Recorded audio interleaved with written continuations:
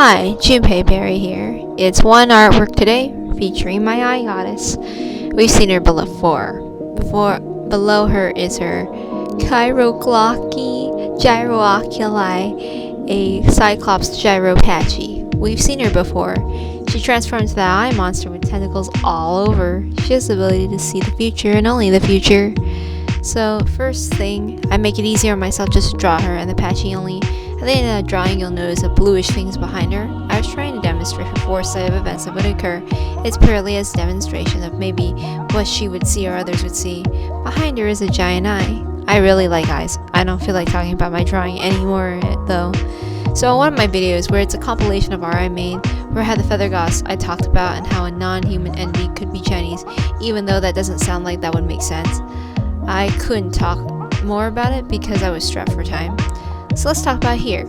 I mean, this is just for filler, and it's for my world building that I had in mind for the girls I draw. So the origin of gods in my world I'm building have all sorts of very different mysterious origins. Some of them are their own invention that have existed indefinitely. Others have mysterious origins that exist, but maybe they had a life prior to the one they had attained. The problem is, if anyone reincarnates into a god in my world, that is a process where a mind or body converting into a god would change the way they thought or feel, remember, or whatever. Like the sensations and feelings you had as a human would become different. Like if you're sensitive to temperature, or you have a sensitivity or an allergy that may no longer apply if you suddenly had a different body, like that. Anyone or anything, human, animal, objects, ideas, could potentially become a god. Why? Because it chalks up to regrets, wishes, desires, projected feelings, whatever. So maybe you used to be very attached to an object, and maybe that feeling turned into an object, into a god. It's kind of loosely similar to the idea of yokai and spirituality stuff. I always kind of had an idea like that lingering in my mind. I always treat objects like they can have their own thing going on. Yeah, I know it sounds crazy, but hey, you hit your foot against the table or your computer doesn't want to do something you want, it'll talk to you in anger and frustration, even though you know it's not really alive. It's kind of based off of that. Point is, I made it a really flexible idea to be based off that to become a god.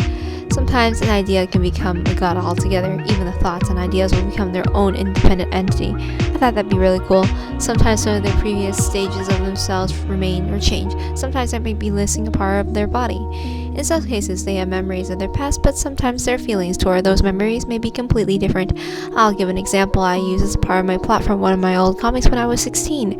There was this robot girl that the main character made because she wanted a sister, but the robot sister somehow also falls in love. By the time a robot girl's love realizes he loves her too, it's too late because robot girl runs away and decided to become a living being, and she lets the villain lead her astray, and the villain grants her wish and kills her in a way that a robot would permanently die, like no memories, etc. The robot girl technically came to life with the use of magic anyway, so she's unique. So it's not like you could just copy paste that data into another robot. It doesn't work like that. But like that goes into a debate what would make a robot human. So it's like, I'd like to skip that because I'm not a philosopher.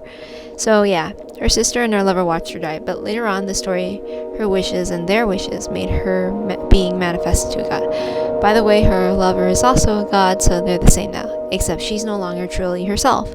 And she kinda has an identity crisis where she has memories of herself as a robot that she wishes to deny and reject.